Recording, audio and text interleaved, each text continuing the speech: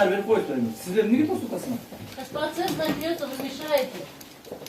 Мы не мешаем, не снимаем? Нет, сейчас она зайдет уже. Сейчас подготовка к процессу. 5:25 ровно процесс начнется.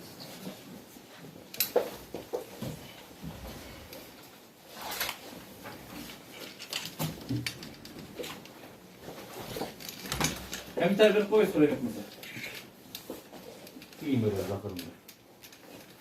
Сіз шол айыпталып жатқан күнәні мойныңызға алғаныңыз үшін төлеп отырсыз, да, шында? Давайте сначала приговор выйдет, потом будет комментировать все. Азыр деле бере беріспейсіз бе? Нет, сейчас судья зайдет, быстро будет срывать, сейчас мешать будет процесс.